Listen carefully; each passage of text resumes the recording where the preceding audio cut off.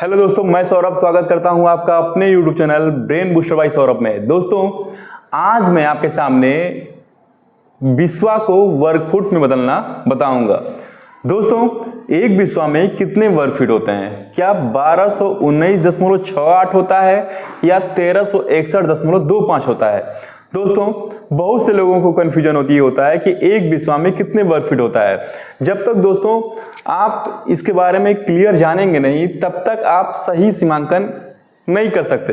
दोस्तों, ये जो बिस्वा होता है वो क्षेत्रीय रूप से बदलता रहता है, यानी जिस क्षेत्र में आप रह रहे हैं पहले तो वहाँ का यूनिट कन्वर्जन आपको जाना चाहिए, तभी आप आंकड़ा लगा पाएंगे कि एक बिस्वा में कितने वर्ग फीट होते हैं। दोस्तों, जो हेक्टेयर और वर्ग मीटर होता है ये तो हर जगह सेम होता है, यानी जितने हेक्टेयर जमीन है, कितने वर्ग मीटर जमीन है, ये तो सेम रहेगा। लेकिन दोस्तों, जो ये बिस्वा मंडा होता है ये उस क्षेत्र के अनुसार बदलता रहता है। दोस्तों, कैसे हम क्लियर कर पाएंगे कि एक बिस्वा में कितने वर्ग फीट होते हैं? दोस्तों, हम ये जानते हैं कि एक बीघा जो होता है वो भी क्षेत्र के हिसाब से होता है, कितने वर्ग कड़ी का होगा ये फिक्स होता है उस क्षेत्र के अनुसार। जैसे दोस्तों, जिस जगह पे बीघा जो हो, अगर एक बीघा, जैसे मैंने लिखा है, एक बीघा जो है अगर 10 मंडा के बराबर है, यानी एक बीघा में 10 मंडा, यानी एक मंडा बराबर क्या होता है? दोस्तों, एक मंडा बराबर 2 बिस्वा होता है। इस प्रकार से एक बीघा में एक बीघा बराबर कितने बिस्वा हो गया? एक बीघा बराबर 20 बिस्वा होता है। उम्मीद करते हैं दोस्तों इतना आपको समझ में आ गया होगा। कैसे हम चेंज करते हैं ये सब हम बताएंगे आपको इस वीडियो में। जो भी कंफ्यूजन आपको होगा वो सब दूर हो जाएगा। दोस्तों, मैंने ये बताया कि एक बीघा में 20 बिस्वा होता है और एक बिस्वा में कितने वर्ग कड़ी होता है? दोस्तों, एक बिस्वा बराबर 2800 वर्ग कड़ी होता है। इतना तक तो आपको समझ में आ गया होगा। दोस्तों, वर्ग फुट में चेंज करने के लिए पहले हमें कड़ी को भी फुट में चेंज करना होगा। कहने का मतलब, हम ये जानते हैं कि एक जरीब की जो लंबाई होती है, गंटरी जरीब की बात मैं कर रहा हूं, एक गंटरी जरीब की जो लंबाई होती है वो 66 फीट की होती है। कितने फीट का? ये 66 फीट का होता है।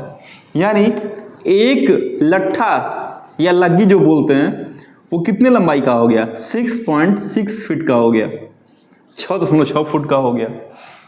आगे दोस्तों, यानी एक लट्ठा लंबा रहेगा और एक लट्ठा चौड़ा रहेगा। इसी को हम कहेंगे 10 कड़ी लंबा, 10 कड़ी चौड़ा। यानी एक जरीब में कितने कड़ी होती है? 100 कड़ी। ये लेंथ होता है दोस्तों, ये ध्यान रखिएगा। ये 100 कड़ी किस में है? लेंथ के रूप में है। यानी 10 कड़ी लंबा, 10 कड़ी चौड़ा रहेगा। यानी ये जमीन हो गई कितने वर्ग कड़ी?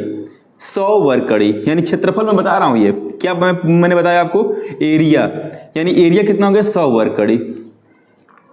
अगर मैं इसे फुट में चेंज करूं तो 6.6 फुट गुणे 6.6 फुट हो गया।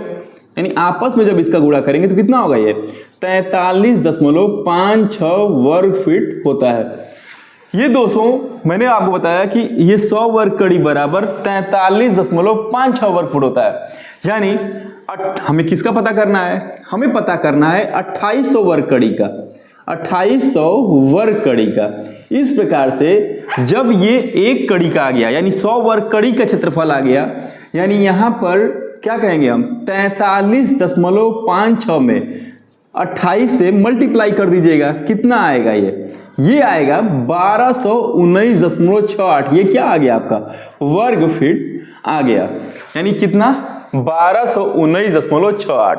उम्मीद करते हैं दोस्तों ये आपको अच्छे से समझ में आया होगा कि कैसे हम 1219.68 वर्ग फुट लेते हैं। दोस्तों, अगर आपको अभी भी नहीं पता है तो फिर से एक बार जान लीजिए कि एक बिस्वा में 1219.68 वर्ग फीट होता है।